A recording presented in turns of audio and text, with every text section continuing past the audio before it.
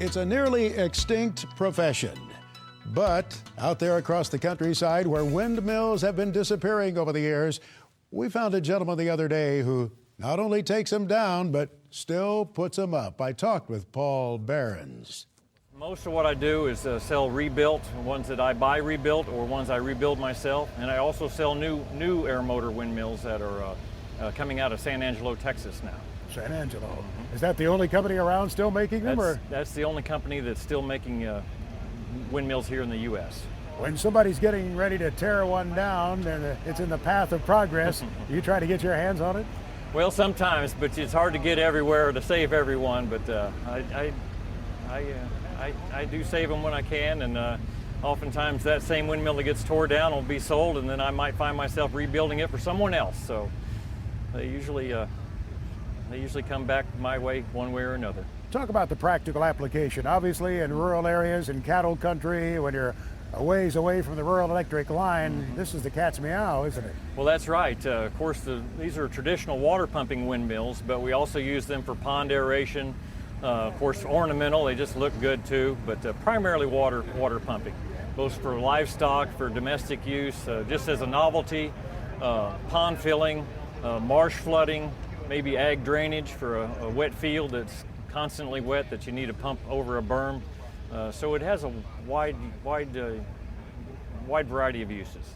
It is interesting how Paul's passion eventually became his profession. He explained to me, to some extent, it ran in the family.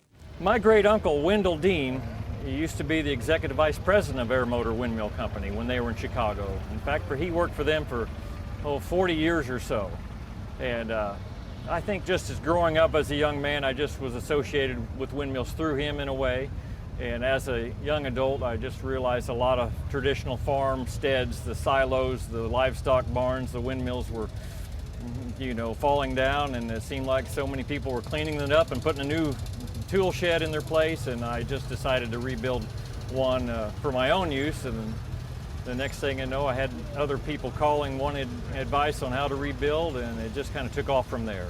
I do enjoy watching windmills out in the countryside. In fact, I've been known to photograph them. But now, investing in one, I'm giving that a little bit of consideration. However, there's someone else who might have some say in that, so I need to have my act together here. I asked Paul to give me his sales pitch. It's just a good, heavy, time-proven, reliable machine that, although it may have some initial investment, it's rugged enough to last 50, 60, 70 years without too much issue with minimal maintenance.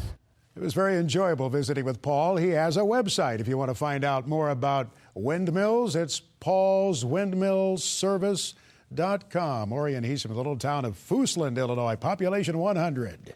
Brought back a lot of memories because on the Samuelson farm on the ridge, until we got electricity, our only source of water was an air motor. You had plenty of air there, I gather. Right. We look forward to being back on the air with you next weekend here on This Week in Agribusiness. We hope you'll join us. Until then, have a good week, but a safe one also. So long. Closed captioning for This Week in Agribusiness is brought to you by Kubota Tractor Corporation.